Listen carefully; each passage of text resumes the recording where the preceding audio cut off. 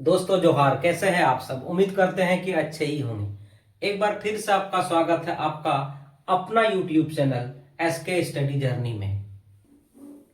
आज हम लोग बहुत ही इम्पोर्टेंट बात को लेकर के आए हैं, जिसका चर्चा हम लोग क्लास के दौरान करेंगे और इसको समझेंगे कि आखिर यह कहाँ तक उचित है, या फिर कह सकते हैं कि इस बात को हम कहाँ तक उचित समझते हैं। आजकल की हर कंपटीशन परीक्षा में विभिन्न प्रकार के क्वेश्चन को पूछा जाता है और बच्चे हमेशा शॉर्टकट की ओर भागते हैं, शॉर्टकट ट्रिक की ओर भागते हैं। लेकिन एक बात हम उन बच्चों से भी कहना चाहेंगे जो कंपटीशन की तैयारी कर रहे हैं, शॉर्टकट में वो ना भागें, कोई भी क्वेश्चन के कॉन्सेप्ट को वो समझें, इसके बाद ही उसको शॉर्टकट ट्रिक में बनाने का कोशिश करें। अक्सर यह देखा जाता है कि मैथ का क्वेश्चन जो है वो शॉर्टकट ट्रिक में बच्चा बनाने के लिए चाहता है और हमेशा शॉर्टकट ट्रिक को ही अपनाकर वो कंपटीशन की परीक्षा को देता है और यहाँ पे वो मार खा जाता है और आंसर गलत करके आता है। तो हम एक बार दोबारा उन बच्चों को कहना चाहेंगे जो कंपटीशन की तैयारी कर रहे हैं, पहले कंसेप्ट को समझिए। कंसेप्ट समझ करके उसमें आप अपना लंबी विधि से उसको बनाइए, इसके बाद आप शॉर्टकट ट्रिक को अपनाइए। ऐसा करने से आपका आंसर कभी भी गलत नहीं होगा और आपका आंसर हमेशा सही होगा। और इसके साथ साथ कंपटीशन की तैयारी करने वाले उन सभी युवाओं से हम कहना चाहेंगे कि आप कंपटीशन की तैयारी कर रहे हैं, कंपटीशन की तैयारी में हमेशा लगे रहिए। चाहे आपका कंपटीशन निकले या ना निकले, मनोबल को बनाए रखे। कभी ना कभी ऐसा दिन भी आएगा जब आप कंपटीशन की परीक्षा पास कीजिएगा और आप अपनी मंजिल की ओर बढ़िएगा।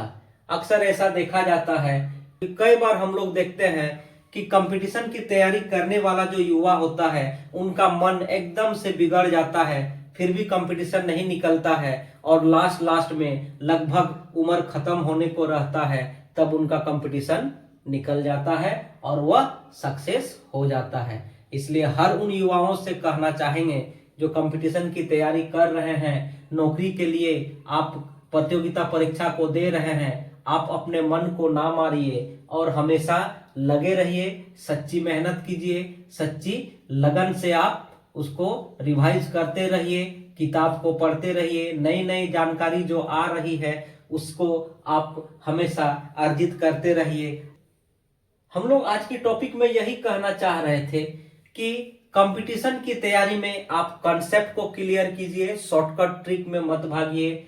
बहुत सारा मैथ का टॉपिक ऐसा भी होता है जहां शॉर्टकट काम नहीं करता है। तो आइए देखते हैं एक उदाहरण को।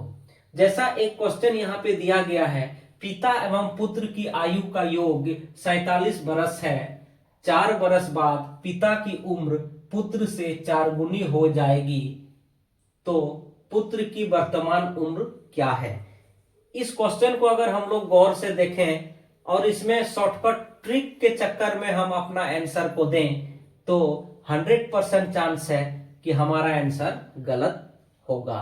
लेकिन यहाँ कंसेप्ट क्लियर करते हुए इसको बनाते हैं तो हमारा 110% चांस है कि उत्तर सही होगा। तो आइए देखते हैं इस प्रकार की क्वेश्चन को कैसे हम लोग बनाएंगे। यहाँ पे कह रहा है पिता एवं पुत्र की आयु का योग 47 वर्ष है। तो यहाँ पे हमारा दिमाग में क्लियर होना चाहिए कि कोई पिता और पुत्र है और दोनों का उम्र का योग 47 वर्ष है। तो इस प्रकार की क्वेश्चन में हम लोग पहले लिखते हैं कि माना कि पुत्र का उम्र, माना कि पुत्र की वर्तमान आयु x वर्ष। माना कि पुत्र की वर्तमान आयु x वर्ष है, तब पिता की आयु क्या हो जाएगी।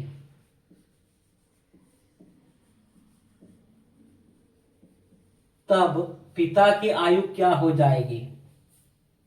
पिता की आयु हो जाएगी 47 माइनस x वर्ष।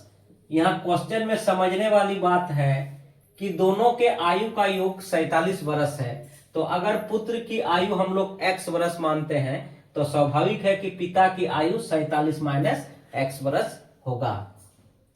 अब क्वेश्चन को देखते हैं, जहां लिखा हुआ है 4 वर्ष बाद पिता की उम्र पुत्र से 4 गुनी हो जाएगी। तो यहाँ पे 4 वर्ष बाद हम लोग देखते हैं, 4 वर्ष बाद हम लोग देखते हैं पिता की उम्र यानी कि ये 47 माइनस x, इसमें हम लोग जोड़ देंगे 4, चूंकि 4 वर्ष बाद बोला जा रहा है, प्लस 4, ये हो गया पिता की उम्र, बराबर बराबर का चिन्ह देंगे। पुत्र की जो उम्र है वो उम्र 4 वर्ष बाद x प्लस 4 हो जाएगा। और क्वेश्चन के अनुसार देखते हैं कि पिता की जो उम्र है वो 4 गुनी है। चूंकि पिता की उम्र 4 गुनी है और इसको बराबर हम लोग कर रहे हैं, तो पुत्र की उम्र को हम लोग 4 से गुना करेंगे। अब जाकर के ये बराबर हो गया। यहां पे जब हम लोग सॉल्व करते हैं तो यहां पे हमें 51 माइनस x मिलता है, बराबर यहां पे 4 से x को गुना किए 4x हुआ, प्लस 4 से 4 को गुना किए 16 हुआ। यहां पे अब एक जात को एक तरफ लाते हैं, बराबर के एक तरफ लाते हैं। एक जात कहने का अर्थ है कि x का जो पद है वो बराबर के एक तरफ लाएंगे और बिना x वाला जो पद है वो बराबर के एक तरफ लाएंगे। तो यहाँ पे हम लोग देखते हैं, यहाँ माइनस x को रहने देते हैं और इस 4x को इस बराबर के इस तरफ लाते हैं, तो ये हमारा हो जाएगा 4x, चिन्ह बदल जाएगा चूंकि बराबर के इस साइड लाए। अब यहां उसी प्रकार यहां बचा 16 और ये प्लस 51 है, इसको बराबर के इस तरफ लाएंगे तो यहां भी चिन्ह बदल जाएगा। अब जब इस दोनों को हम लोग सॉल्व करते हैं तो यहां पे हमें मिलता है -5x, बराबर यहां जब सॉल्व करते हैं हम लोग तो यहां पे हम लोग को मिलता है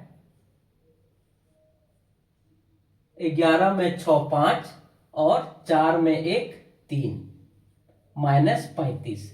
अब ये माइनस और ये माइनस कट गया, यहां x इक्वल टू हमारा निकला 35/5, इसको काट दिए तो 7, यानी कि पुत्र का उम्र x बरस इक्वल टू 7 बरस हमारा निकला।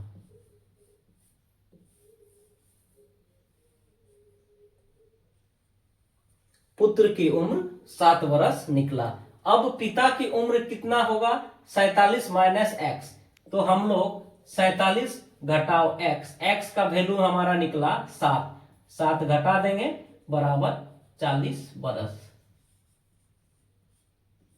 पिता की उम्र 40 वर्ष और पुत्र की उम्र 7 वर्ष, और जब इन दोनों का जोड़ करते हैं तो हमें 47 मिलता है, यानी कि एकदम क्वेश्चन के अनुसार हमारा सही बना है और हमारा आंसर 7 वर्ष निकला।